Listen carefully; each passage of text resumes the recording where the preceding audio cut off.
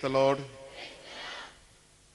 അഭിയന്യ പിതാവ് പറഞ്ഞു, ഹെബ്രായ ലേഖനം കോട്ട് ചെയ്തുകൊണ്ട് ഉദ്ധരിച്ചുകൊണ്ട് പറഞ്ഞു, വിശുദ്ധ തിരുവചനത്തെക്കുറിച്ച് പറഞ്ഞു, ദൈവവചനം സജീവമാണ്, ഊർജ്ജസ്വലമാണ്. സജീവമാണെന്ന് പറഞ്ഞാൽ ജീവനുള്ളതാണെന്നാണ് അർത്ഥം. ഊർജ്ജസ്വലമാണെന്ന് പറഞ്ഞാൽ ഊർജം അഥവാ ശക്തി പ്രസരിപ്പിക്കുന്നതാണ്, ശക്തി ചൊരിഞ്ഞു തരുന്നതാണ്. പ്രിയമുള്ള സഹോദരങ്ങളെ, ഇന്ന് രാവിലെ സുവിശേഷമെടുത്ത് ഞാൻ വായിക്കുമ്പോൾ വിശുദ്ധ യോഹന്നാൻ്റെ സുവിശേഷം 10-ാം അധ്യായമാണ് ഞാൻ വായിച്ചുകൊണ്ടിരുന്നത്. ഈ 10-ാം അധ്യായം വായിക്കുന്നതിനിടയിൽ പെട്ടെന്ന് എൻ്റെ ശ്രദ്ധ അവിടെ കിടന്ന മേശക്കരിയിൽ കിടന്ന ഇന്നത്തെ പത്രത്തിലേക്ക് പോയി. അപ്പം എനിക്ക് തോന്നി, എന്ത് ഈ പത്രത്തിലേക്ക് ഞാൻ ശ്രദ്ധിക്കുന്നു? വചനം ധ്യാനിക്കുന്ന ഈ സമയത്ത് പത്രം ശ്രദ്ധിക്കാൻ പാടില്ലല്ലോ. പക്ഷെ വീണ്ടും ഞാൻ വചനം വായിക്കുകയാണ്. വായിക്കുമ്പോൾ ഇന്ന് പിതാവ് പറഞ്ഞ ആ വാചകമാണ് എൻ്റെ കണ്ണിൽപ്പെട്ടത്. കള്ളൻ വരുന്നത് മോഷ്ടിക്കാനും കൊല്ലാനും ഇല്ലായ്മ ചെയ്യാനാണ്. ഞാൻ വരുന്നത് നിങ്ങൾക്ക് ജീവനുണ്ടാകുവാനും അത് സമർത്ഥമായിട്ടുണ്ടാകുവാനുമാണ്. ആരാണ് കള്ളൻ? ആരാ കള്ളൻ? കള്ളൻ എന്ന് പറഞ്ഞാൽ കള്ളം പറയുന്നവൻ കള്ളനാണ്, മോഷ്ടിക്കുന്നവൻ കള്ളനാണ്. ഈശോ പറയുന്ന കള്ളൻ പിശാശാണ്. ഈശോ പറഞ്ഞു, പിശാശ് ആദ്യം മുതലേ നുണ പറയുന്നവനാണ്. നുണയനും നുണയുടെ പിതാവുമാണ്. അപ്പം നുണയനും നുണയുടെ പിതാവുമായ കള്ളനെ കുറിച്ചാണ് ഈശോ പറയുന്നത്. ഈശോ വരുന്നത് ജീവനുണ്ടാകുവാനോ അത് സമർത്ഥമായിട്ടുണ്ടാകുവാനോ ആണെന്ന് അവിടുന്ന് പറഞ്ഞു. അങ്ങനെയെങ്കിൽ ഈ സമയത്ത് എനിക്ക് വീണ്ടും പത്രം കാണാനായിട്ട് മോഹം. ഇതിനെക്കുറിച്ച് ധ്യാനിക്കാനിരിക്കുന്ന ഞാൻ വീണ്ടും പത്രത്തിലേക്കാണ് നോക്കുന്നത്. അത് കഴിഞ്ഞ് വീണ്ടും ഞാൻ വിശുദ്ധ ഗ്രന്ഥത്തിലേക്ക് നോക്കി. ഇപ്പം പത്രം വായിക്കുന്നത് ശരിയല്ലല്ലോ. വീണ്ടും ഞാൻ വിശുദ്ധ ഗ്രന്ഥത്തിലേക്ക് നോക്കിയപ്പോൾ ഈശോ വീണ്ടും ഞാൻ നല്ല ഇടയനാണ് എന്ന് പറഞ്ഞ്, നല്ല ഇടയനാണ് താൻ എന്നതിനെക്കുറിച്ച് പറഞ്ഞിട്ട് പറയാണ്, കൂലിക്കാരൻ ആണെങ്കിൽ കൂലിക്കാരൻ എന്ത് ചെയ്യും? ചെന്നായി വരുമ്പോൾ കൂലിക്കാരൻ ആടുകളെ വിട്ട് ഓടിപ്പോവും. ആടുകളെക്കുറിച്ച് അവന് യാതൊരു താല്പര്യവും, ആടുകളുടെ കാര്യത്തിൽ ശ്രദ്ധയുമില്ലാത്തത് കൊണ്ട്, സ്വന്തം കാര്യം മാത്രം ശ്രദ്ധിക്കുന്നത് കൊണ്ട് ആടുകളെ ചെന്നായി പിടിക്കുന്ന കാര്യത്തിൽ ഈ കൂലിക്കാരന് യാതൊരു പ്രശ്നമില്ല. അതുകൊണ്ട് അവൻ ഓടിപ്പോകുന്നു. ഈശോ പറഞ്ഞു, ഞാൻ നല്ല ഇടയനാണ്, നല്ല ഇടയൻ ആടുകൾക്ക് വേണ്ടി ജീവൻ കൊടുക്കാൻ തയ്യാറാകും, ആടിനെ ചെന്നായിൽ നിന്ന് സംരക്ഷിക്കും എന്ന് ഈശോ പറഞ്ഞു. വീണ്ടും എൻ്റെ ശ്രദ്ധ പത്രത്തിലേക്കാണ്. നോക്കിയപ്പോൾ ഒരു കപ്പൽ മറിഞ്ഞു കിടക്കുന്ന ഒരു പടമാണ് അവിടെ കാണുന്നത്. അപ്പം എനിക്ക് വല്ലാത്ത ഒരു പ്രചോദനം, ഇത് വായിക്കണം. ഞാൻ വായിച്ചപ്പോൾ എൻ്റെ പ്രിയപ്പെട്ട സഹോദരങ്ങളെ, വലിയൊരു സന്ദേശം അതിനകത്തുനിന്ന് എനിക്ക് കിട്ടി. ആ സന്ദേശം മറ്റൊന്നുമല്ല, കോസ്ത കോൺകോർഡിയ എന്ന് പറയുന്ന വലിയൊരു ആഡംബര കപ്പൽ ഈ കഴിഞ്ഞ ദിവസം ഇറ്റലിയുടെ തീരത്ത് പാറയിൽ ഇടിച്ച് തകർന്ന് ചെരിഞ്ഞ് മുങ്ങിയതായിട്ട് ഞങ്ങൾ വായിച്ചിരുന്നു. ഈ കപ്പലിനെ കുറിച്ചാണ് അതിനകത്ത് ഒരു ലേഖനം കിടക്കുന്നത്. ഈ ലേഖനത്തിൽ ഈ കപ്പൽ എങ്ങനെ ചെരിഞ്ഞു, എങ്ങനെ തകർന്നു, എങ്ങനെ മറിഞ്ഞു, അനേകായിരങ്ങൾ, 4000 പേരാണ് ആ കപ്പലിലുണ്ടായിരുന്നത്. ഈ ആഡംബര കപ്പലിൽ 100-200 പേരൊന്നുമല്ല. ഒരുപക്ഷെ ഇവിടെ കൂടിയിരിക്കുന്ന ആളുകളെ വെച്ച് നോക്കുമ്പോൾ ഇവിടെ കൂടിയിരിക്കുന്നവരെക്കാൾ ഒരു 3 ഇരട്ടിയുടെ അതിനകത്തുണ്ടായിരുന്നു. അപ്പം 4000-ലേറെ ആളുകൾ ആ കപ്പലിലുണ്ടായിരുന്നു.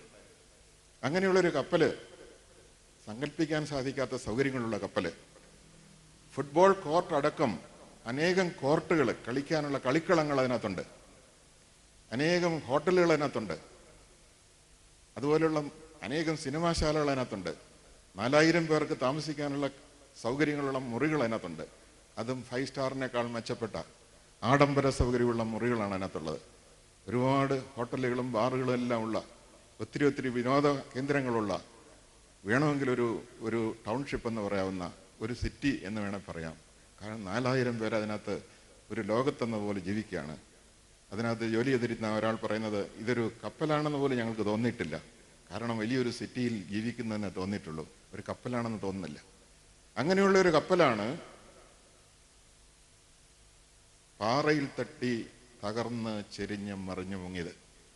എങ്ങനെയാണിത് സംഭവിച്ചതെന്ന് വിശദീകരിച്ചിരിക്കുകയാണ് ഞാനിന്ന് വായിച്ച ആർട്ടുകളിൽ. നിങ്ങളും ചിലപ്പോഴത് വായിച്ചിട്ടുണ്ടായിരിക്കും. മുങ്ങിയത് എങ്ങനെയാണ്? മുങ്ങുന്ന സമയത്ത് കപ്പലിൻ്റെ കപ്പിത്താൻ തൻ്റെ സീറ്റിലില്ലായിരുന്നു. അദ്ദേഹത്തെ അസിസ്റ്റ് ചെയ്യേണ്ട ആള്, സഹായിക്കേണ്ട ആളും അവിടെ ഇല്ലായിരുന്നു. ഈ ക്യാബിനിൽ കപ്പിത്താനും അദ്ദേഹത്തെ അസിസ്റ്റ് ചെയ്യുന്ന സഹകാരിക്കുമല്ലാതെ മറ്റാർക്കും കയറാൻ പറ്റുകയില്ല.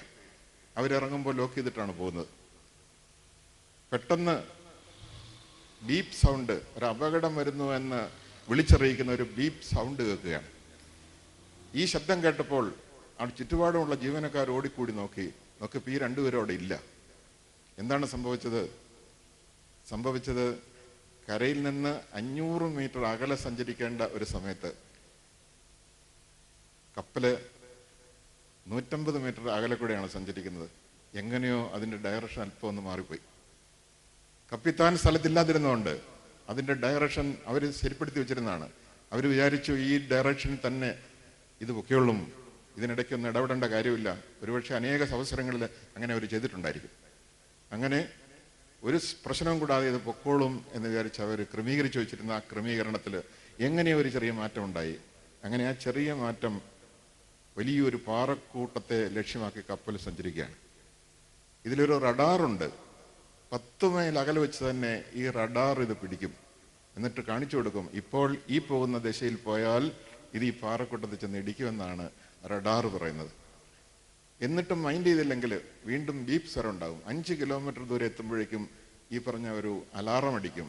ഇങ്ങനെ ഈ പോക്ക് പോയാൽ 5 കിലോമീറ്ററിനകം ഇത് വീണ്ടും ഇത് ചെന്ന് ഈ അപകട മേഖലയിൽ ചെന്ന് വീഴും, അല്ലെങ്കിൽ ഈ പാറക്കൂട്ടത്തിൽ ഇടിക്കുമെന്നാണ് പറയുന്നത്. ഇത് കേട്ട സമയത്ത് ഈ ജീവനക്കാർ ഓടിച്ചെന്നു ക്യാപ്റ്റനെ വിളിച്ചു. ക്യാപ്റ്റൻ എന്ത് ചെയ്യായിരുന്നു അറിയാമോ? ക്യാപ്റ്റൻ തൻ്റെ കാമുകിയുമൊത്ത് ഉല്ലസിച്ചുകൊണ്ടിരിക്കുകയായിരുന്നു. അദ്ദേഹത്തെ സഹായിക്കേണ്ട ആള് ബാറിൽ കുടിച്ചുകൊണ്ടിരിക്കുകയായിരുന്നു. ഈ രണ്ടുപേരും എങ്ങനെ ഇരിക്കുന്ന സമയത്ത് അവർ ചെന്ന് വിളിച്ചു, ദേ അലാറം അടിക്കുന്നു, അപകടം വരുന്നു, വേഗം വരൂ.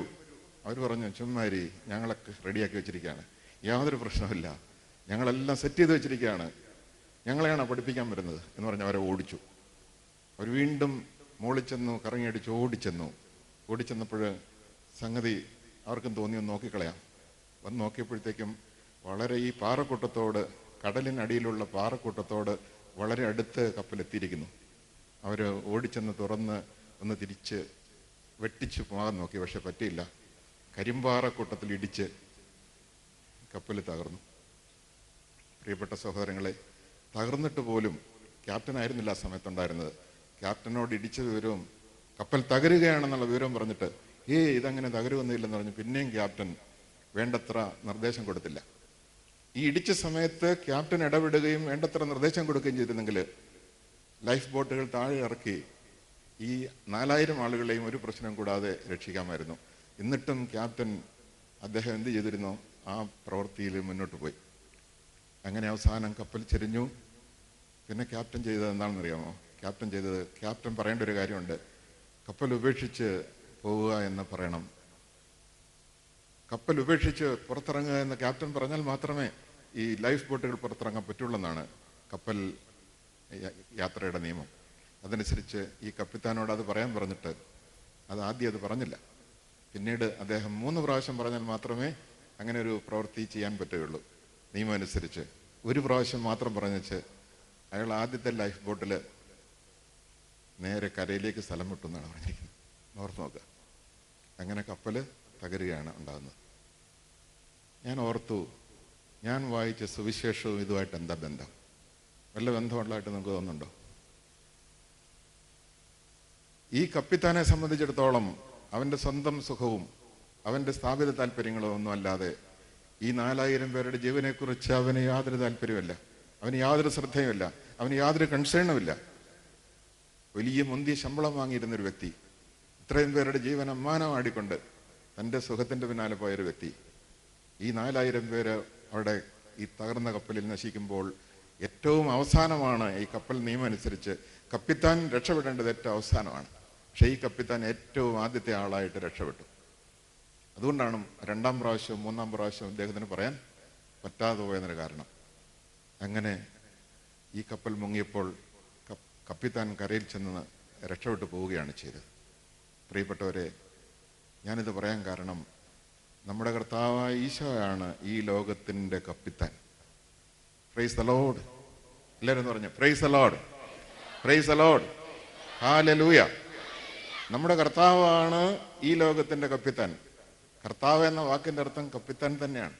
എല്ലാത്തിൻ്റെ മേലെ അധികാരവും ആധിപത്യമുള്ളവൻ എന്നാണ് അർത്ഥം. എല്ലാത്തിനെയും നിയന്ത്രിക്കുന്നവൻ, എല്ലാത്തിനെയും പരിപാലിക്കുന്നവൻ, എല്ലാത്തിൻ്റെയും കാര്യത്തിൽ, എല്ലാവരുടെയും കാര്യത്തിൽ ശ്രദ്ധയും താല്പര്യമുള്ളവൻ, അവനാണ് കർത്താവ്. അതുകൊണ്ട് സ്വർഗത്തിലിരുന്ന് കർത്താവ് താഴേക്ക് നോക്കുന്നു എന്ന് നമ്മൾ നേരത്തെ പറഞ്ഞു. നമ്മുടെ കർത്താവായ ദൈവം സ്വർഗത്തിലിരുന്നുകൊണ്ട് താഴേക്ക് നോക്കുമ്പോൾ കാണുന്ന എന്താണ്?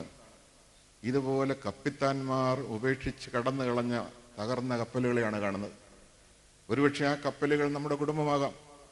നമ്മുടെ കുടുംബത്തിൻ്റെ കപ്പിത്താൻ ഒരുപക്ഷെ കുടിച്ചും, ഒരുപക്ഷെ അശ്രദ്ധമായിട്ടും, ഒരുപക്ഷെ കൂടെയുള്ളവരെ സ്നേഹിക്കാതെയും പരിഗണിക്കാതെയും രക്ഷിക്കാതെയും ഒരുപക്ഷെ തകർന്ന് രക്ഷപ്പെട്ടു പോയേക്കാം. ഒരുപക്ഷെ ഒരു സ്ഥാപനത്തിൻ്റെ കപ്പിത്താൻ സ്ഥാപനത്തിൻ്റെ കാര്യത്തിൽ ശ്രദ്ധിക്കാതെ സ്വന്തം കാര്യം മാത്രം ശ്രദ്ധിച്ച് ഒരുപക്ഷെ രക്ഷപ്പെട്ടു പോയേക്കാം. നമ്മുടെ കർത്താവ് നോക്കുമ്പോൾ കാണുന്നത് താഴെ ഈ ലോകത്തെക്കുറിച്ച് കവികൾ സങ്കല്പിക്കാറുണ്ട്. കവികൾ സങ്കല്പിക്കുന്ന എന്താണ്? ഈ ലോകം ഒരു സാഗരമാണ്, ഈ ലോകം ഒരു മഹാകടലാണെന്നാണ് ഒരു സാങ്കല്പികമായി കവികൾ പറയാറുള്ളത്. ഈ ലോകമാം സാഗരം എന്നൊക്കെ പറയും. അപ്പം ഈ ലോകം ഒരു സാഗരമാണ്, ഈ ലോകം ഒരു കടലാണ്. ഈ കടലിലൂടെ നമ്മുടെയൊക്കെ കുടുംബമാകുന്ന കപ്പൽ യാത്ര ചെയ്തുകൊണ്ടിരിക്കുന്നു. നമ്മുടെയൊക്കെ ജീവിതമാകുന്ന തോണി യാത്ര ചെയ്തുകൊണ്ടിരിക്കുന്നു. അപ്പൊ ഈ തോണി യാത്ര ചെയ്യുന്ന സമയത്ത് തകർന്നു പോകുന്നതിന് കാരണം എന്താണ്? തകർന്നു പോകുന്നതിന് കാരണം ആരെ ദൈവം ആധിപത്യം ഏൽപ്പിച്ചോ, ആരെ ദൈവം കപ്പിത്താൻ സ്ഥാനം ഏൽപ്പിച്ചോ അവര് വേണ്ടതുപോലെ നിയന്ത്രിക്കാത്തതുകൊണ്ടാണ്. നമുക്കറിയാം, മനുഷ്യനെ സൃഷ്ടിച്ച ഉടനെ ദൈവം മനുഷ്യനോട് പറഞ്ഞ എന്താണെന്നറിയാമോ? ആധിപത്യം മനുഷ്യനായിരിക്കട്ടെ എന്ന് പറഞ്ഞു. ദൈവം സകല ആധിപത്യവും മനുഷ്യന് നൽകി. അതുകൊണ്ട് ദൈവം മനുഷ്യന്റെ കരങ്ങളിലേക്ക് കൊടുത്ത ആധിപത്യം, ഈ ആധിപത്യം ഉള്ള മനുഷ്യൻ വേണ്ട രീതിയിൽ ചെയ്തില്ലെങ്കിൽ, ഈ ആധിപത്യം ഉപയോഗിച്ചില്ലെങ്കിൽ തീർച്ചയായിട്ടും കൂടെയുള്ളവർക്ക് പ്രശ്നം ഉണ്ടാകും. അതുകൊണ്ട് ആദം എന്ന മനുഷ്യൻ ദൈവത്തിൻ്റെ ആധിപത്യത്തിൻ്റെ ആ വലിയ അധികാരം ഏറ്റുവാങ്ങിയ മനുഷ്യൻ, നമ്മുടെ പൂർവ്വപിതാവ് എന്ത് ചെയ്തു? ഈ ആധിപത്യം സാത്താൻ അടിയറ വെച്ചു. അതിൻ്റെ പേരിൽ ഒരു തകർച്ചയുണ്ടായി. അങ്ങനെ മനുഷ്യവർഗം ഇന്ന് തകർന്ന ഒരു മനുഷ്യവർഗമാണ്. നമ്മുടെയൊക്കെ ജീവിതത്തിൽ തകർച്ചകളുണ്ട്, നമ്മുടെയൊക്കെ കുടുംബങ്ങളിൽ തകർച്ചകളുണ്ട്, നമ്മുടെയൊക്കെ വ്യക്തി ജീവിതത്തിൽ തകർച്ചകളുണ്ട്. ഈ തകർച്ചകൾക്ക് കാരണം നമുക്കറിയാം, ദൈവമായ കർത്താവ് ആധിപത്യം കൊടുത്ത മനുഷ്യൻ ഈ ആധിപത്യം സാത്താൻ അടിയറ വെച്ചതാണ്. അതുകൊണ്ട് തകർച്ചയുടെ ഉത്തരവാദി ദൈവമല്ല. നമ്മൾ ഈ കപ്പലിനെ കുറിച്ച് പറഞ്ഞ് ഈ കോസ്റ്റ കൺകോർഡിയ തകരാതിരിക്കാനുള്ള സകല സംവിധാനങ്ങൾ അതിനകത്തുണ്ടായിരുന്നു. അപകടം തിരിച്ചറിയാനുള്ള സംവിധാനങ്ങളുണ്ടായിരുന്നു. ഈ അപകടത്തിൽ നിന്ന് മാറിപ്പോകാനുള്ള സംവിധാനങ്ങളുണ്ടായിരുന്നു. ഇത്രയേറെ ആധുനികമായ സംവിധാനങ്ങളുള്ള ഒരു കപ്പൽ വേറെ ഇല്ല. ഇതുപോലുള്ള 2-3 കപ്പലുകളേ ഉള്ളൂ, അധികമില്ല. അങ്ങനെയെങ്കിൽ ഈ മനുഷ്യ ജന്മമെന്ന് പറയുന്നത് തകർച്ചകളെ തിരിച്ചറിയാനും കാണാനും ഓടി അകലാനുമുള്ള എല്ലാ സംവിധാനമുള്ളതാണ്. അതുകൊണ്ടാണ് ഈശോ പറഞ്ഞത്, നിങ്ങൾ സർപ്പങ്ങളെ പോലെ വിവേകികളായിരിക്കണം. അപകടം കണ്ടാൽ സർപ്പങ്ങൾ തിരിച്ചറിഞ്ഞ് ഓടി മാറും. അതാണ് സർപ്പത്തിൻ്റെ സ്വഭാവം. അപ്പം നിങ്ങൾ സർപ്പങ്ങളെ പോലെ വിവേകമുള്ളവരായിരിക്കണം. അപകടം കണ്ടാൽ, ആത്മീയതയ്ക്ക് താളം തെറ്റുന്നു, ആത്മീയത നശിക്കുന്നു എന്ന തിരിച്ചറിവ് വരുമ്പോൾ ഓടി മാറണം. പ്രിയപ്പെട്ടവരെ, ഞാനിത് പറയുമ്പോൾ ഒരു കാര്യം ഓർക്കുന്നതാണ്, പെട്ടെന്ന് ഞാൻ പറയാൻ ആഗ്രഹിക്കുന്ന കാര്യം ഇതാണ്. നമ്മുടെ കർത്താവായ ഈശോ, നമ്മുടെ കർത്താവായ ദൈവം തകർന്നു കിടക്കുന്ന മനുഷ്യനെ ഒരിക്കലും ഉപേക്ഷിക്കുകയില്ല. ആ തകർന്ന മനുഷ്യൻ്റെ അടുത്തേക്ക് ഇറങ്ങി വരികയാണ്. ഈ തകർച്ചയിലേക്കാണ് ഇറങ്ങി വരുന്നത്. അതുകൊണ്ട് തകർന്നവർ ഒരു കാര്യം ഓർക്കണം, നമ്മുടെ കർത്താവിന് തകർന്നവരുടെ കാര്യത്തിൽ ഏറെ ശ്രദ്ധയുണ്ട്. അതുകൊണ്ട് തകർന്നവരുടെ ജീവിതത്തിലേക്ക് അവിടെ നിന്ന് വരിക തന്നെ ചെയ്യും. സുവിശേഷം മുഴുവൻ എടുത്ത് നോക്കുക, എവിടെയൊക്കെയാണ് ഈശോ കടന്നു എന്നത് എന്ന് നോക്കിയാൽ കാണാൻ സാധിക്കുന്നൊരു കാര്യം, എവിടെയൊക്കെ തകർന്നവരുണ്ടോ അവിടെയൊക്കെയാണ്, എവിടെയൊക്കെ കുറവുകളുണ്ടോ അവിടെയൊക്കെയാണ്, എവിടെയൊക്കെ ഇല്ലായ്മകളുണ്ടോ അവിടെയാണ്. ഈശോ ആദ്യമായിട്ട് ഒരു അത്ഭുതം പ്രവർത്തിച്ചതായിട്ട് യോഹന്നാന്റെ സുവിശേഷത്തിൽ നാം കാണുന്നത് കാനായിലെ കല്യാണ വീട്ടിൽ വെച്ചാണ്. ഈ കാനായിലെ കല്യാണ വീട്ടിൽ ഈശോ കടന്നു വന്നത് നമുക്കറിയാം. തീർച്ചയായിട്ടും ആ കാനായിലെ കല്യാണ വീടിനോടൊരു സ്നേഹവും ബന്ധവും ബഹുമാനവും ഉണ്ടായിരുന്നു. പക്ഷേ ആദ്യമായിട്ട് അവിടെ നിന്ന് ഒരു അത്ഭുതം പ്രവർത്തിച്ചത് അവിടെ ഒരു ഇല്ലായ്മ ഉണ്ടായപ്പോഴാണ്. പരിശുദ്ധ അമ്മ ഇല്ലായ്മയെക്കുറിച്ച് ചൂണ്ടിക്കാണിച്ചു കൊടുത്തു. മകനെ, ഇവർക്ക് വീഞ്ഞില്ല. അപ്പോൾ ഒരു ഇല്ലായ്മയുടെ ശൂന്യതയിലാണ് ഈശോ അവിടെ പ്രവർത്തിക്കാൻ തുടങ്ങിയത്. ഈശോ എവിടെയാണ് അത്ഭുതം പ്രവർത്തിച്ചതെന്ന് ചോദിച്ചാൽ, എവിടെ ഇല്ലായ്മയുണ്ടോ, എവിടെ ഇല്ലായ്മയുടെ ശൂന്യതയുണ്ടോ, ആ ഇല്ലായ്മയുടെ ശൂന്യതയിലാണ് ഈശോ അത്ഭുതം പ്രവർത്തിച്ചു തുടങ്ങിയത്. ആദ്യമായിട്ട് ഈശോ ഒരു അത്ഭുതം പ്രവർത്തിക്കുന്നതായിട്ട് നമ്മൾ കാണുന്നു മർക്കോസിന്റെ സുവിശേഷം നമ്മൾ കാണുന്നു, അല്ലെങ്കിൽ മറ്റു ചില സുവിശേഷങ്ങൾ നമ്മൾ കാണുന്നു. മർക്കോസിന്റെ സുവിശേഷം നോക്കിയാൽ നമ്മൾ കാണുന്നത് ഒരു പിശാച് ബാധിതനെ ഈശോ പിശാചിനെ ഒഴിപ്പിച്ച് സുഖപ്പെടുത്തുന്നതായിട്ടാണ്. അപ്പൊ അതിനർത്ഥം ദൈവം ഇരിക്കേണ്ട സ്ഥാനത്ത് പിശാചിരിക്കുന്നു. ഒരു മനുഷ്യന്റെ ഹൃദയത്തിൽ ദൈവത്തിനുള്ള ഒരു സക്രാരിയാണ്. അപ്പൊ ദൈവം ഇരിക്കേണ്ടിടത്ത് സാത്താൻ ഇരിക്കുന്നു. ആ സാത്താനെ ഈശോ ഇറക്കി വിട്ടു. ആ ദൈവമായ കർത്താവ് മനുഷ്യനെ ദൈവത്തിന്റെ ആലയമാക്കി മാറ്റുകയാണ് ചെയ്യുന്നത്. അപ്പോൾ ഒരു സ്ഥലത്ത് നമ്മൾ കാണുന്നു ദൈവം ഇരിക്കേണ്ടിടത്ത് ശൂന്യത ഇരിക്കുന്നു, വേറൊരു സ്ഥലത്ത് നമ്മൾ കാണുന്നു ദൈവം ഇരിക്കേണ്ടിടത്ത് സാത്താൻ ഇരിക്കുന്നു. അപ്പൊ ദൈവം ഇടപെടുന്നത് ദൈവമില്ലാത്ത ശൂന്യതയിലേക്കാണ്. ഒരു മനുഷ്യന്റെ ജീവിതത്തിലെ ദുഃഖത്തിലേക്ക് ദൈവം ഇടപെടുന്നു, ഇല്ലായ്മയിലേക്ക് ദൈവം ഇടപെടുന്നു. അപ്പൊ ഈശോയുടെ ജീവിതം നോക്കിയാൽ, ഈശോയുടെ പ്രവർത്തനം നോക്കിയാൽ ഈ സത്യം നമുക്ക് കാണാൻ സാധിക്കും. ഈശോ പറഞ്ഞു, ദുഃഖിതരെ നിങ്ങൾ ഭാഗ്യവാന്മാർ എന്ന് ഈശോ പറഞ്ഞു. തകർന്നവരെ നിങ്ങൾ ഭാഗ്യവാന്മാർ എന്ന് പറഞ്ഞു. ഞാൻ ചോദിക്കട്ടെ, തകർന്നവരെന്തുകൊണ്ടാണ് ഭാഗ്യവാന്മാരാകുന്നത്? ദുഃഖിതരെന്തുകൊണ്ടാണ് ഭാഗ്യവാന്മാരാകുന്നത്? ദുഃഖം എന്ന് പറയുന്നത് നമ്മുടെ ജീവിതത്തിലെ സുഖം നഷ്ടപ്പെട്ട ഒരു ശൂന്യതയാണ്. നമ്മുടെ ജീവിതത്തിൽ നിലവിലുണ്ടായിരുന്ന സുഖം നഷ്ടപ്പെട്ടിരിക്കുന്നു. അതിനർത്ഥം നിലവിലുണ്ടായിരുന്ന സുഖം എന്ന് പറയുന്നത് നഷ്ടപ്പെട്ടു പോകുന്ന ഇനത്തിൽപ്പെട്ടൊരു സുഖമായിരുന്നു. അത് ലൗകിക സുഖമായിരുന്നു, ലോകസാധാരണമായിരുന്നു. ഒരു വ്യക്തിക്ക് രോഗം പിടിവിട്ടു. രോഗം പിടിവിട്ടതോടുകൂടി ആ വ്യക്തിയുടെ സുഖം നഷ്ടപ്പെട്ടു. നമ്മളെപ്പോഴും ആഗ്രഹിക്കുന്നത് സുഖത്തിലായിരിക്കാൻ, സുഖത്തിൽ വസിക്കാനാണ് നമ്മൾ ആഗ്രഹിക്കുന്നത്. നമ്മൾ രണ്ടുപേര് പരസ്പരം കണ്ടുമുട്ടുമ്പോൾ ചോദിക്കുന്നത് എന്താണ്? എന്താ സാറിന് ചോദിക്കുന്നത്? സുഖമാണോ? അല്ലേ? സുഖമാണോ? എന്നോട് എല്ലാവരും ചോദിക്കുക, അച്ഛാ സുഖമാണോ? ഇന്ന് കൂടുതൽ സുഖമാണോ? പ്രിയപ്പെട്ടവരെ, ഇന്ന് കൂടുതൽ സുഖമാണ്. Praise the Lord, praise the Lord. അപ്പൊ നമ്മളെല്ലാം ആഗ്രഹിക്കുന്നത് സുഖമായിരിക്കാനാണ്. പക്ഷെ ഈശോ പറയുന്നു, ദുഃഖിതരെ നിങ്ങൾ ഭാഗ്യവാന്മാർ. സുഖമായിരിക്കാൻ ആഗ്രഹിക്കുന്നവരോട് ഈശോ പറയുകയാണ്, ദുഃഖിതരെ നിങ്ങൾ ഭാഗ്യവാന്മാർ. എന്തേ ദുഃഖിതരെ ഭാഗ്യവാന്മാർ എന്ന് പറയാൻ കാരണം? നിങ്ങളുടെ സുഖം എന്ന് പറയുന്നത് താൽക്കാലികവും നഷ്ടപ്പെടുന്നതുമാണെന്ന് ദുഃഖിതരായ നിങ്ങൾ തിരിച്ചറിയണം. ഇതുവരെ നിങ്ങൾക്ക് സുഖമായിരുന്നെങ്കിൽ ആ സുഖം ഇന്നില്ലല്ലോ. അപ്പം നഷ്ടപ്പെട്ടു പോയ സുഖം ഇരുന്ന സ്ഥലം ഒരു ശൂന്യതയാണ്. ആ ശൂന്യതയാണ് നമ്മുടെ ദുഃഖം എന്ന് പറയുന്നത്. അപ്പം ദുഃഖിതരൊരു കാര്യം മനസ്സിലാക്കണം. എന്ത് മനസ്സിലാക്കണം? നീ അനുഭവിച്ചിരുന്ന സുഖം, ഇതുവരെ നീ വെച്ചു പുലർത്തിയിരുന്ന സുഖം നഷ്ടപ്പെട്ടു പോകുന്ന സ്വഭാവമുള്ള സുഖമായിരുന്നു, നിത്യം നിലനിൽക്കുന്ന സുഖമായിരുന്നില്ല. നിന്റെ ആരോഗ്യം പോയപ്പോൾ നിന്റെ സുഖം പോയെങ്കിൽ നീ ഇതുവരെ അനുഭവിച്ചിരുന്ന സുഖം ആരോഗ്യവുമായിട്ട് ബന്ധപ്പെട്ട സുഖമായിരുന്നു. നിന്റെ ഭർത്താവിന്റെ സ്നേഹം കുറഞ്ഞു പോയപ്പോൾ നിനക്ക് സുഖം കുറഞ്ഞു പോയെങ്കിൽ നിന്റെ സുഖം എന്ന് പറയുന്നത് ഭർത്താവിന്റെ സ്നേഹം കിട്ടിയപ്പോൾ അതുമായി ബന്ധപ്പെട്ട സുഖമായിരുന്നു.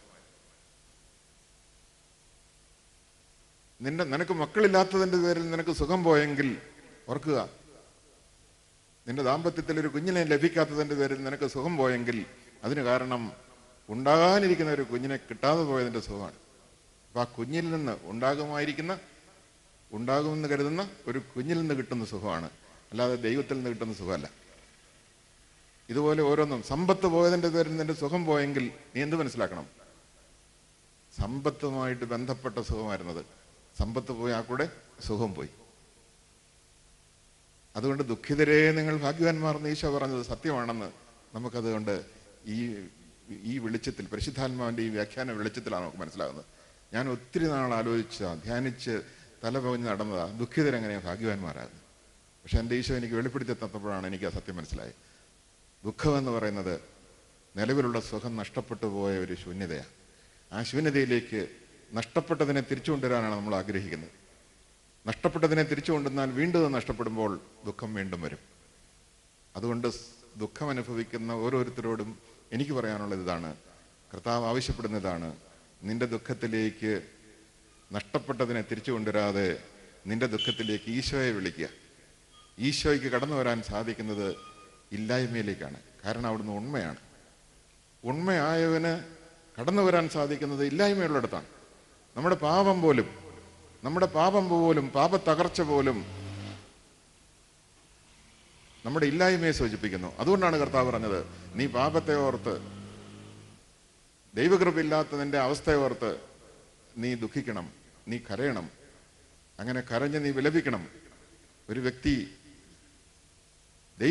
ദൈവകൃപ, ദൈവചൈതന്യം എന്നിലില്ലല്ലോ എന്നോർത്ത് കരയുമ്പോൾ ആ വ്യക്തിയുടെ ഉള്ളിലേക്ക് ദൈവത്തിന് വരാനായിട്ട് സാധിക്കും. പ്രിയപ്പെട്ടവരെ, എല്ലാം തികഞ്ഞിരിക്കുന്ന, ഒരു കുറവുമില്ല എന്ന് വിചാരിച്ചിരിക്കുന്ന ഒരു വ്യക്തിയിലേക്ക് ദൈവത്തിന് വരാൻ സാധിക്കില്ല. പ്രിയപ്പെട്ടവരെ, സുഖം അനുഭവിക്കുന്നവരുടെ എല്ലാം ഉള്ളിൻ്റെ ഉള്ളിൽ ലൗകിക സുഖമാണ് അവർ അനുഭവിക്കുന്നതെങ്കിൽ ഈ ലൗകിക സുഖം ഇരിക്കുന്നിടത്തേക്ക് ദൈവത്തിന് വരാൻ പറ്റില്ല. അതുകൊണ്ട് ദുഃഖം അനുഭവിക്കുന്നവരിലേക്കാണ് ദൈവത്തിന് വരാൻ പറ്റുന്നത്. തകർന്നവരിലേക്കാണ് ദൈവത്തിന് വരാൻ പറ്റുന്നത്. കടബാധ്യതയുള്ളവരിലേക്കാണ് ദൈവത്തിന് വരാൻ പറ്റുന്നത്. എല്ലാ തരത്തിലും തകർന്ന ജീവിതത്തിലേക്ക് ദൈവം വരും. അതുകൊണ്ട് ദൈവം എവിടെയൊക്കെയാണ് പ്രവർത്തിക്കുന്നത് ചോദിച്ചാൽ ഈശോ നമുക്ക് കാണിച്ചു തന്നു. ഒരു പാപിനിയായ സ്ത്രീയെ എല്ലാവരും കൂടെ ഓടിച്ചുകൊണ്ടുവന്നു. എല്ലാവരും കൂടെ അവളെ കല്ലെറിയാൻ തീരുമാനിച്ചിരിക്കുക. അപ്പൊ ഈ കല്ലെറിയുന്നവരുടെ നടുക്ക് നിൽക്കുന്ന ആ സ്ത്രീ കരഞ്ഞ വിലവിളിക്കാണ്. തകർന്നവളാണ് അവൾ, പാപിനിയാണ് അവൾ. പക്ഷെ അങ്ങനെയുള്ള ഒരാള്, ആ സ്ത്രീ ദയനീയമായിട്ട് ഈശോയുടെ നേരെ നോക്കി, ആ നോട്ടം ഒരു വിളിയായിരുന്നു, എൻ്റെ കർത്താവേ, എനിക്ക് നീയേ ഉള്ളൂ, എല്ലാവരും എന്നെ കല്ലെറിയാൻ നിൽക്കുന്നവരാ, എൻ്റെ കർത്താവേ, എനിക്ക് നീ മാത്രമേ ഉള്ളൂ.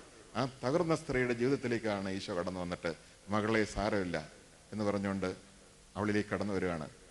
അവൾ പിന്നീട് ഒരു മഹാവിശുദ്ധയായിട്ട് മാറുകയാണ്. വിട്ടുമാറാതെ യേശുവിൻ്റെ കൂടെ നിൽക്കുകയാണ്. എപ്പോഴും നമ്മൾ കാണുന്നതാണ്, തകർന്നവരുടെ അടുത്തേക്കാണ് ഈശോ വരുന്നത്. തകർന്നവരിലേക്കാണ് ഈശോ ഇടപെടുന്നത്.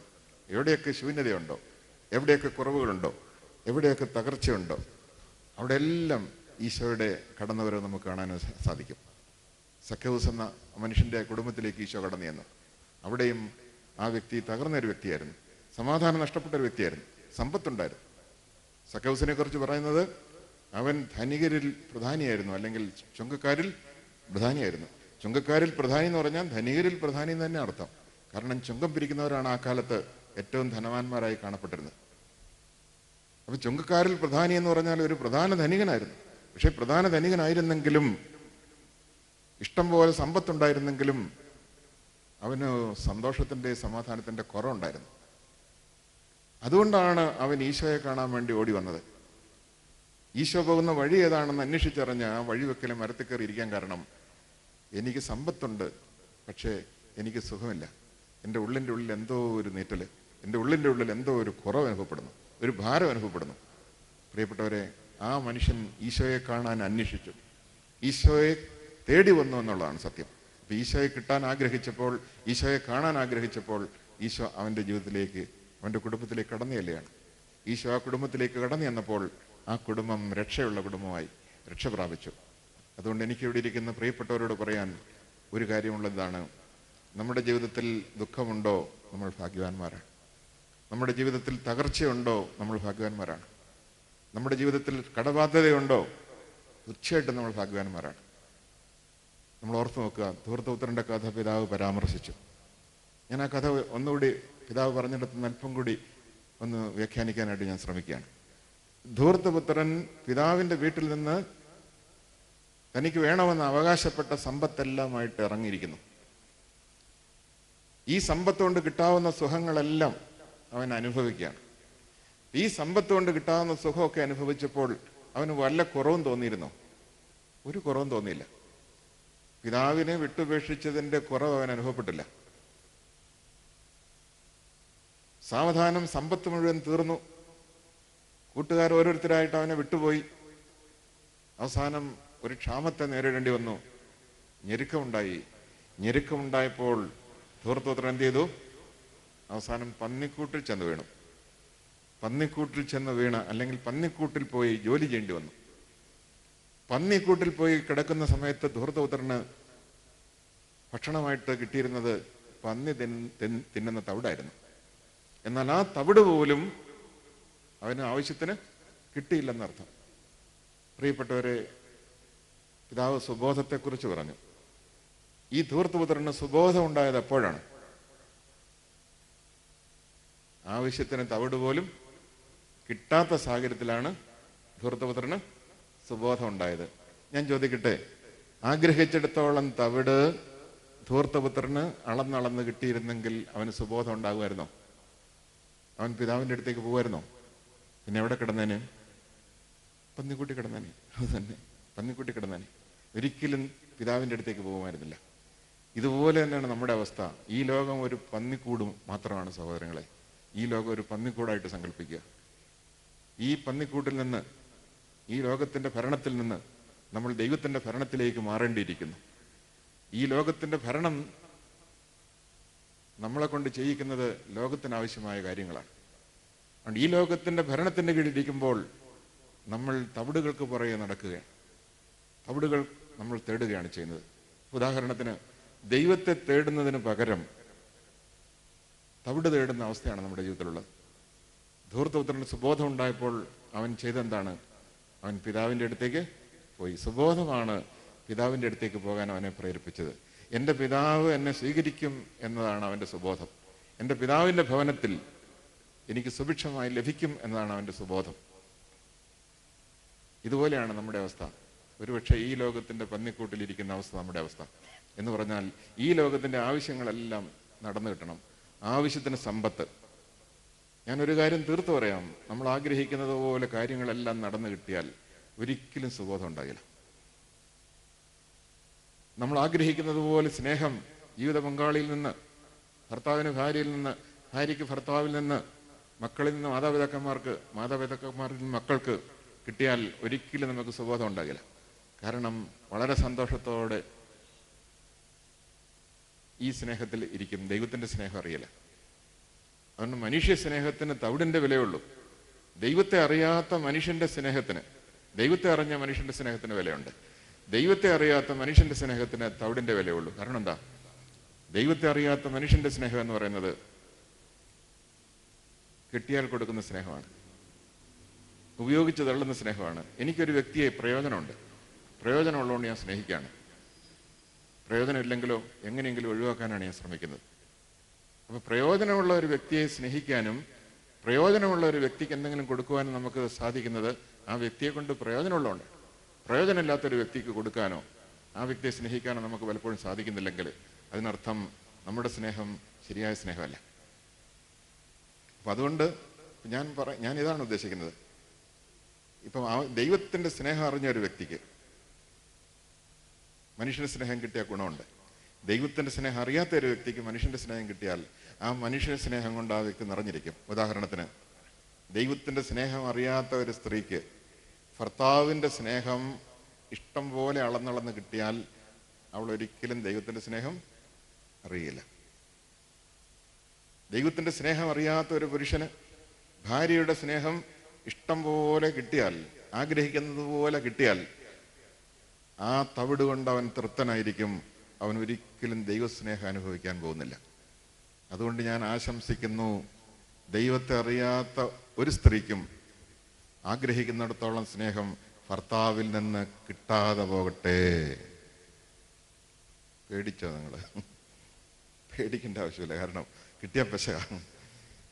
അതുകൊണ്ട് ദൈവത്തിൻ്റെ സ്നേഹം അറിയാതെ ജീവിക്കുന്ന ഒരു മനുഷ്യന് ആഗ്രഹിക്കുന്നിടത്തോളം സ്നേഹം ഭാര്യയിൽ നിന്ന് കിട്ടാതെ പോകട്ടെ എന്നാണ് ഞാൻ ആശംസിക്കുന്നത്. അങ്ങനെ കിട്ടിക്കഴിഞ്ഞാൽ ഈ തവിടും തിന്ന് അങ്ങോട്ടും ഇങ്ങോട്ടും തവിട് വളർന്നു കൊടുത്തോണ്ട് അവിടെ ഇരിക്കും, പന്നിക്കൂട്ടിലിരിക്കും. അപ്പം ഇഷ്ടം പോലെ തവിട് ഭാര്യ ഭർത്താവിന് അളന്നു കൊടുക്കുന്നു. ഓ, ഇത്രയും തവിട് എനിക്ക് തന്നോളല്ലേ, അങ്ങോട്ടും അളന്നു കൊടുക്കുന്നു. രണ്ടും കൂടെ മക്കൾക്കും തവിട് അളന്നു കൊടുക്കുകയാണ്. മക്കൾ ചോദിക്കുന്നതൊക്കെ മേടിച്ചു കൊടുക്കുകയാണ്. അവർക്കത് ഗുണം ചെയ്യുമോ ദോഷം ചെയ്യുമോ? മക്കൾ അങ്ങനെ തവിട് തന്ന് കൊഴുക്കുകയാണ്. ഞാൻ ഒരു സ്ഥലത്ത്, കേരളത്തിന് പുറത്തുള്ള ഒരു സിറ്റിയിൽ ധ്യാനിപ്പിക്കാൻ പോയി. ഈ ധ്യാനത്തിനിടയിൽ താമസിച്ചുകൊണ്ടിരുന്ന വീട്ടിൽ ആ വീട്ടുകാരാണ് എന്നെ ധ്യാനസ്ഥലത്തേക്ക് കൊണ്ടുപോകുന്നത്. കുറേ ദൂരമുണ്ട്. പോകുന്ന വഴിക്ക് ഈ വീട്ടിലെ 20-21 വയസ്സുള്ള ഒരു പെൺകുട്ടി, ഒറ്റ സന്തതിയേ ഉള്ളൂ അവർക്ക്, പൊന്നുപോലെ വളർത്തുന്നു. ഉള്ളതെല്ലാം അതിന് തന്നെ കൊടുത്തോണ്ടിരിക്കുക. ഒരുപാട് തവിട് തന്ന് കൊഴുത്തിരിക്കുന്ന ഒരു കൊച്ച. ഈ കൊച്ചെന്ത് ചെയ്തു? പോകുന്ന വഴിക്ക് എന്തോ ഒരു സാധനം കണ്ടു. ഉടനെ തന്നെ പപ്പേ വണ്ടി നിർത്തുമെന്ന് പറഞ്ഞു. പപ്പേ വണ്ടി നിർത്തുമെന്ന് പറഞ്ഞു. അപ്പോൾ പപ്പ പറഞ്ഞു, മോളെ, നമുക്ക് സ്ഥലത്തെത്തേണ്ട സമയം അല്പം വൈകി, ട്രാഫിക് ജാമൊക്കെ ആയതുകൊണ്ട് നമുക്ക് സമയത്ത് എത്താൻ പറ്റുന്നില്ല. അതുകൊണ്ട് ഇപ്പോൾ വണ്ടി നിർത്തുന്നത് എന്തിനാ?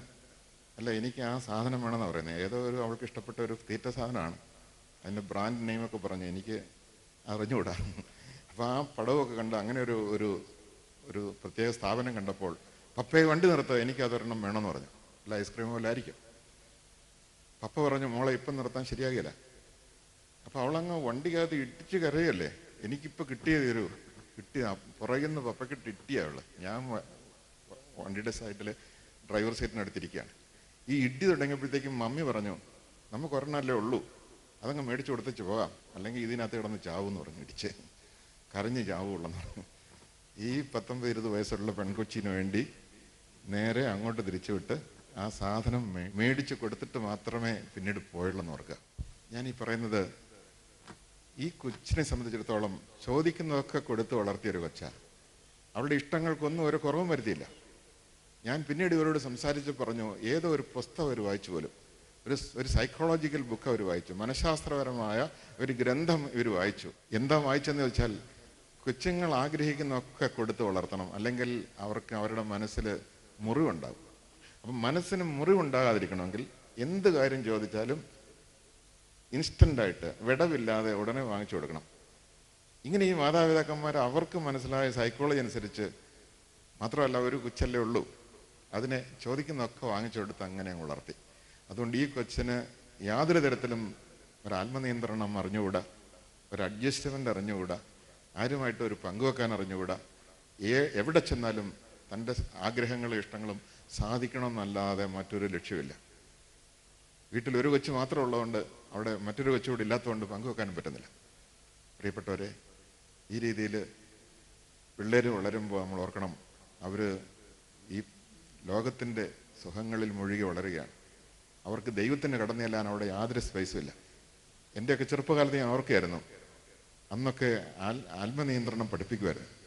വേറൊരു ഭാഷ പറഞ്ഞാൽ, നമ്മൾ സാധാരണ പറയുന്ന മലയാളത്തിൽ പറയുന്ന ചില വാക്കുകളുണ്ടല്ലോ, നമ്മൾ ആശയടക്കം എന്നാണ് പറഞ്ഞത്. ആ ആശയടക്കത്തിൻ്റെയൊക്കെ ഗുണം എൻ്റെ പ്രിയപ്പെട്ട സഹോദരങ്ങളെ, ഏതിനോടും നമുക്ക് സമരസപ്പെടാനും എന്തിനേയും അതിജീവിക്കാനുള്ള കരുത്താണ് അന്ന് കിട്ടിയത്. അതുപോലെ സ്കൂളിൽ ചെന്നാലും വേദപാഠ ക്ലാസ്സിൽ ചെന്നാലും ഇതുപോലുള്ള മോർട്ടിഫിക്കേഷനും ആശയടക്കവും ആശാനിഗ്രഹവും അങ്ങനെയുള്ള കാര്യങ്ങളൊക്കെ ഒരുപാട് ഗുണം ചെയ്തായിട്ട് ഓർക്കുന്നു. ഇന്ന് അങ്ങനെയൊന്നുമില്ല. ഇന്ന് ചോദിക്കുന്നതെല്ലാം ചോദിക്കുന്നതിനേക്കാൾ കൊടുക്കുക. ഞാനൊരു വീട്ടിൽ ചെന്നപ്പോൾ കണ്ടു, എനിക്ക് വലിയ സങ്കടം തോന്നി. കൊച്ചുമക്കളാണ്, അധികം പ്രായമൊന്നുമില്ല, 8-10 വയസ്സുള്ള പിള്ളേരാണ്. ഇഷ്ടംപോലെ ഭക്ഷണം വെച്ചിരിക്കുകയാണ്, ഇഷ്ടംപോലെ ഭക്ഷണ സാധനങ്ങൾ വെച്ചിരിക്കുകയാണ്, എല്ലാ ഐറ്റവും. ഞങ്ങളൊക്കെ ചെറുപ്പത്തിൽ വളരെ ദാരിദ്ര്യത്തിൽ വളർന്നതാണെന്ന് പറഞ്ഞിട്ട് ഈ മാതാപിതാക്കന്മാർ പറയാണ്, ഞങ്ങളുടെ മക്കൾക്കൊരിക്കലും ഈ ദാരിദ്ര്യം ഉണ്ടാകരുത്, അതുകൊണ്ട് അവരുടെ ഇഷ്ടം പോലെ അവർ തിന്നട്ടെ എന്ന് പറഞ്ഞ് വെച്ചു കൊടുത്തിരിക്കുകയാണ്. ഈ കുട്ടികൾ ഇങ്ങനെ കോരിയിട്ട് തിന്നുകയാണ്. അടുത്ത ആഴ്ച ആകുമ്പോഴത്തേക്കും കൂടുതൽ തിന്നേണ്ടി വരും. കാരണം എന്താ, ആവശ്യത്തിൽ കൂടുതൽ തിന്നുന്നതുകൊണ്ട് അവരുടെ വയറ് വികസിക്കും. അതനുസരിച്ച് പിന്നീട് ഞാൻ അടുത്ത കാലത്ത് പിന്നീട് എനിക്ക് മനസ്സിലായി, ഈ കൊച്ചിൻ്റെ വണ്ണം കുറയ്ക്കാൻ എങ്ങനെ ശ്രമിക്കാമെന്നാണ് പിന്നെ അവരുടെ നോട്ടം. അതിനുവേണ്ടിയുള്ള ശ്രമമാണ് ഇപ്പം, ഈ വണ്ണം എങ്ങനെ കുറയ്ക്കാം. പ്രിയപ്പെട്ട സഹോദരങ്ങളെ, നമ്മൾ ഈ ലോകത്തിൻ്റെ പന്നിക്കൂട്ടിലിരുന്ന് ഈ ലോകത്തിൻ്റെ സുഖങ്ങളും ഈ ലോകത്തിൻ്റെ ആവശ്യങ്ങളെല്ലാം ഇഷ്ടം പോലെ സാധിക്കുമ്പോൾ അവിടെയൊക്കെ തകർച്ചകൾ ഉണ്ടാകുന്ന നല്ലതാണ്. ഈ തകർച്ചകളുടെ ഇടയിലേക്ക് കർത്താവ് കടന്നു വരുന്നു. അതുകൊണ്ട് നമ്മളെ സംബന്ധിച്ചിടത്തോളം തകർച്ചകളെ ഓർത്തൊരിക്കലും നമ്മൾ നിരാശപ്പെടരുത്. എനിക്ക് ഈ തകർച്ച വന്നല്ലോ എന്ന് ഓർക്കണ്ട. ദൈവം തകർച്ച വരുത്തുന്നതല്ല, തകർന്ന ഒരു ലോകത്ത് ജീവിക്കുന്നത് കൊണ്ട് ഇത് സംഭവിക്കുന്നത്. നമ്മളൊക്കെ ജീവിക്കുന്ന ലോകം തകർന്നൊരു ലോകമാണ്. തകർന്നൊരു ലോകത്തിൽ തകർച്ച ഉണ്ടാകും, എവിടെയെങ്കിലുമൊക്കെ ഉണ്ടാകും. രോഗത്തകർച്ചയാകാം, സാമ്പത്തിക തകർച്ചയാകാം, മറ്റ് ക്രമക്കേടുകളാകാം, ദുഷ്ടന്മാരുടെ ഇടപെടലാകാം, കള്ളന്മാർ വഴിയാകാം, മേടിച്ച തരാത്തവർ വഴിയാകാം. ഏതെല്ലാം തരത്തിൽ തകർച്ച വന്നാലും ഈ തകർച്ച നമുക്ക് രക്ഷയ്ക്ക് കാരണം. അവിടെ ദൈവം ഇടപെടാനിടയാവും. എത്രയോ കുടുംബങ്ങൾ തകർന്നപ്പോഴാണ് ദൈവത്തെ കാണാനിടയായത്. എത്രയോ കുടുംബങ്ങൾ സാമ്പത്തികമായി ഇല്ലാതായപ്പോഴാണ്, സീറോയ്ക്കും താഴെ ആയപ്പോഴാണ് ദൈവത്തിൻ്റെ കൈ പിടിക്കാൻ അവർക്ക് സാധിച്ചത്. അതുകൊണ്ട് നമ്മുടെ ജീവിതത്തിൽ എന്തെങ്കിലും തകർച്ച ഉണ്ടെങ്കിൽ, എന്തെങ്കിലും കുറവുകളുണ്ടെങ്കിൽ ഈ കുറവുകളിലേക്കാണ് ദൈവം കടന്നു വരുന്നത്. ഒരിക്കലൊരു ഒരു യുവാവ് എന്നോട് പറഞ്ഞു, ദൈവം എന്തുകൊണ്ടാണ്, അദ്ദേഹം അന്ധനാണ്, അന്ധനായ യുവാവിനോട് ചോദിച്ചു, ദൈവം എന്തുകൊണ്ടാണ് എന്നെ ഇങ്ങനെ ആക്കിയത്? ഞാൻ പറഞ്ഞു, മകനെ, ദൈവം നിന്നെ ഇങ്ങനെ ആക്കിയതല്ല, ദൈവം എല്ലാം നല്ലതായിട്ടാണ് സൃഷ്ടിച്ചത്. പക്ഷെ ഈ ലോകത്തിൽ വന്ന ഒരു ക്രമക്കേട്, ഈ ലോകത്തിൽ വന്ന ഒരു ഡിസോർഡർ നിനക്ക് അന്ധതയായി ഭവിച്ചു. അതിന് ദൈവം ഉത്തരവാദിയല്ല. പക്ഷെ ദൈവം ഒരു കാര്യം ചെയ്യും, നിന്റെ ഈ കുറവിനെ ദൈവം തനിക്ക് കടന്നു വരാനുള്ള അവസരമാക്കും.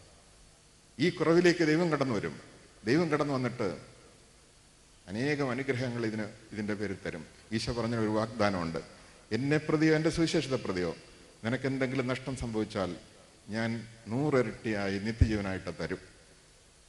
പിന്നീട് ഈ മകനെ സംബന്ധിച്ചിടത്തോളം ആ അന്ധതയെക്കുറിച്ചുള്ള വേദന അവന് മാറിക്കിട്ടി. ഞാൻ ഈ യുവാവിനെക്കുറിച്ച് വചനോത്സവത്തിൽ ഒരു ലേഖനം എഴുതിയിരുന്നു, ഉൾക്കണ്ണുകൊണ്ട് കാണുന്നവർ എന്ന് പറഞ്ഞിട്ടാണ്. ഈ അന്ധത എന്ന് പറയുന്ന ആ പ്രശ്നം പോലും നന്മയായിട്ട് അവന് മനസ്സിലായി. ഒരിക്കൽ ഡിവൈനിലെ വചനോത്സവത്തിൽ ഞാൻ ഈ ആർട്ടിക്കിൾ എഴുതി. അതിന് മുമ്പ് ഞാൻ ഈ ജോസ് എന്നാണ് അവൻ്റെ പേര്, ഈ ജോസ് എപ്പോഴും അവിടെ ആ പരിസരത്ത് ദുഃഖിതനായിട്ടിരിക്കുന്നത് ഞാൻ കണ്ടിട്ടുണ്ട്. ദുഃഖിതനായിരിക്കുന്ന ജോസിനെ സംബന്ധിച്ച് ഞാൻ ചോദിച്ചപ്പോഴാണ് ജോസ് ഇങ്ങനെ പറഞ്ഞു, ഒരു ദിവസം ഞാൻ നോക്കിയപ്പോൾ ഇവൻ സന്തോഷവാനായിട്ടിരിക്കും. ഈ സന്തോഷം എവിടെ നിന്ന് കിട്ടിയെന്ന് അറിയാനായിട്ട് എനിക്ക് ആഗ്രഹമുണ്ടായി. ഞാൻ ചോദിച്ചു, ജോസെ ഇന്ന് വലിയ സന്തോഷമാണല്ലോ, എന്താണ് ഈ സന്തോഷത്തിൻ്റെ അടിസ്ഥാനം, എങ്ങനെയാണ് അത് കിട്ടിയത്? അന്നേരം ജോസ് പറഞ്ഞു, ഞാൻ ഇന്ന് പനക്കിലച്ചൻ്റെ പ്രസംഗം കേട്ടപ്പോൾ ഒരു കാര്യം എനിക്ക് മനസ്സിലായി. ഒരു കാര്യം മനസ്സിലായപ്പോൾ ഒരു അന്ധന് ഇത്രയും സന്തോഷം വന്നെങ്കിൽ അത് ഏത് കാര്യമാണെന്ന് ഞാൻ ചോദിച്ചു. അപ്പോൾ അദ്ദേഹം പറഞ്ഞു, പനക്കിലച്ചൻ എന്ന് പ്രസംഗിച്ചപ്പോൾ പറഞ്ഞു, അന്ധനായ ഒരു വ്യക്തി ദൈവത്തിൻ്റെ സുവിശേഷം പ്രസംഗിക്കുന്നവനാണ്. നിശബ്ദമായി ദൈവത്തിൻ്റെ സുവിശേഷമാണ് ആ വ്യക്തി പ്രസംഗിക്കുന്നത്. എങ്ങനെയെന്നാൽ കണ്ണുള്ളവരൊക്കെ ഇവനെ കാണുമ്പോൾ അറിയാതെ, ദൈവമേ നീ തന്നതുകൊണ്ടാണല്ലോ എനിക്ക് കണ്ണുണ്ടായത് എന്ന് ചിന്തിക്കും. അങ്ങനെ ദൈവമേ എന്ന് വിളിക്കാൻ ഈ അന്ധൻ കാരണമാകുമെന്ന് പനക്കലച്ചൻ പ്രസംഗിച്ചു. അത് ഞാൻ കേട്ടു. അത് കേട്ടപ്പോൾ ഞാൻ ഓർത്തു, ദൈവമേ ഞാൻ അനേകർക്ക് ദൈവത്തെ വിളിക്കാൻ കാരണമാകുന്നുണ്ടല്ലോ, അനേകർക്ക് ദൈവത്തെക്കുറിച്ചുള്ള ചിന്ത ഞാൻ ഉണർത്തുന്നുണ്ടല്ലോ എന്ന് എനിക്ക് തോന്നി. അങ്ങനെ വന്നപ്പോഴത്തേക്കും പിന്നീട് പനക്കലച്ചൻ പറഞ്ഞു, ഇവിടെ ആർക്കെങ്കിലും എന്തെങ്കിലും കുറവുണ്ടെങ്കിൽ, എന്തെങ്കിലും അംഗവൈകല്യം ഉണ്ടെങ്കിൽ ആ അംഗവൈകല്യം അനുഭവിക്കുന്നവർക്കും ആ കുടുംബത്തിനും അതിൻ്റെ പേരിൽ അനേകം മടങ്ങ് ദൈവം കൊടുക്കും. അതാണ് ദൈവത്തിൻ്റെ നീതി. എവിടെയെങ്കിലും ദൈവത്തെ പ്രതി ഒരു കുറവ് ഉണ്ടെങ്കിൽ ആ കുറവിനെ അനേകം മടങ്ങായിട്ട് ദൈവം പരിഹരിച്ചു കൊടുക്കും. ചില മറ്റു കഴിവുകളായിരിക്കാം, അല്ലെങ്കിൽ ഏതെങ്കിലും തരത്തിലുള്ള അനുഗ്രഹങ്ങൾ വേറെ വഴിക്കൂടെ കൊടുക്കും. ദൈവത്തിൻ്റെ നീതിയാണത്. ഇത് കേട്ടപ്പോഴത്തേക്കും അദ്ദേഹത്തിന് തോന്നി, ശരിയാണ്. അദ്ദേഹത്തിന് ചില കഴിവുകൾ അതോടുകൂടി ഉണരാൻ തുടങ്ങി. അദ്ദേഹം പാട്ട് പാടാൻ തുടങ്ങി. വെറുതെ ഇരുന്ന് പാട്ട് പാടാൻ തുടങ്ങിയപ്പോഴത്തേക്കും ആളുകൾ പയ്യെ രസിച്ച് അടുത്ത് വരാൻ തുടങ്ങി. പിന്നെ ഇവൻ ആവശ്യമുള്ളതെല്ലാം കൊടുക്കാൻ തുടങ്ങി. പിന്നീട് ഈ ജോസ് എവിടെ ചെന്നാലും കൈപിടിക്കാൻ ആളായി. മറ്റാരും അവൻ്റെ അടുത്ത് അടുക്കുകയില്ലായിരുന്നു. അപ്പം എന്നോട് പറഞ്ഞു, അച്ഛാ എനിക്കിപ്പോൾ 100 കണ്ണെന്ന് പറഞ്ഞു. എങ്ങനെയാണ് നിനക്ക് 100 കണ്ണെന്ന് ചോദിച്ചപ്പോൾ, അനേകർ എന്നെ സഹായിക്കുമ്പോൾ അവരുടെ എല്ലാം കണ്ണ് എനിക്ക് കിട്ടുമല്ലേ. അപ്പോൾ 2 കണ്ണ് നഷ്ടപ്പെട്ടപ്പോൾ എനിക്കിപ്പോൾ 100 കണ്ണാണ്. എന്നെ സഹായിക്കാൻ ഒരുപാട് പേര് മുന്നോട്ട് വരുന്നു. ബസ്സിൽ കയറുമ്പോഴത്തേക്ക് എന്നെ കൊണ്ട് ഇരുത്തുന്നു. ഞാനിതൊക്കെ ശരിയാണെന്ന് പരീക്ഷിച്ചു. ഇവൻ്റെ പുറകെ നടന്ന് ഞാൻ ഒരാഴ്ച നടന്നപ്പോൾ ഇതൊക്കെ ശരിയാണ്. അങ്ങനെയാണ് ഞാൻ ഉൾക്കണ്ണുകൊണ്ട് കാണുന്നവർ എന്നൊരു ലേഖനം എഴുതിയത്. പ്രിയപ്പെട്ട സഹോദരങ്ങളെ, ഒരിക്കൽ ദുഃഖിച്ചിരുന്ന, നിരാശപ്പെട്ടിരുന്ന, ദൈവത്തെ പഴിച്ചിരുന്ന ഒരു മനുഷ്യന് ഒരു സത്യം അറിയാൻ സാധിച്ചപ്പോൾ, ദൈവം എങ്ങനെയാണ് ഒരു മനുഷ്യൻ്റെ ജീവിതത്തിൽ ഇടപെടുന്ന അറിയാൻ സാധിച്ചപ്പോൾ, കണ്ണ് തിരിച്ചു കിട്ടിയില്ലെങ്കിലും കണ്ണുള്ള ഒരാൾക്ക് കിട്ടുന്നതിനേക്കാൾ സന്തോഷം ആ വ്യക്തിക്ക് കിട്ടി. ഇതുപോലെയാണ് നമ്മുടെ അവസ്ഥ. നമുക്ക് ചില തകർച്ചകളോ അല്ലെങ്കിൽ നഷ്ടങ്ങളോ ഉണ്ടായേക്കാം. ചില നഷ്ടങ്ങൾ ഒരിക്കലും നികത്താൻ പറ്റാത്തതായിരിക്കാം. ഈ നികത്താൻ പറ്റാത്ത നഷ്ടങ്ങളുടെ മുമ്പിൽ ദൈവം ഇടപെടുമ്പോൾ ആ നഷ്ടമില്ലാത്ത ഒരാളെ പോലെ നമ്മൾ സന്തോഷിക്കും. ആ സന്തോഷം എന്ന് പറയുന്നത് ദൈവം തരുന്ന സന്തോഷമാണ്. ആ ദൈവം തരുന്ന സന്തോഷം മാത്രമേ നിലനിൽക്കുകയുള്ളൂ. അപ്പോൾ ഈ ലോക ജീവിതത്തിൽ ദൈവം തരുന്ന സന്തോഷം ഉണ്ടെങ്കിലേ നിലനിൽക്കുകയുള്ളൂ. ആ നിത്യമായ സന്തോഷം ഇപ്പം തന്നെ അനുഭവിക്കാനായിട്ട് കർത്താവ് നമ്മൾ വിളിക്കുന്നു. അതുകൊണ്ട് നമ്മുടെ തകർച്ചകളിലേക്ക് ദൈവം ഇറങ്ങി വരുന്നു. ആ തകർച്ചകളെ ഒരിക്കലും നമ്മൾ ഓർത്ത് പഴിക്കരുത്. ആ തകർച്ചകളെ ഓർത്ത് ദൈവത്തെ സ്തുതിക്കാൻ നമുക്ക് സാധിക്കട്ടെ.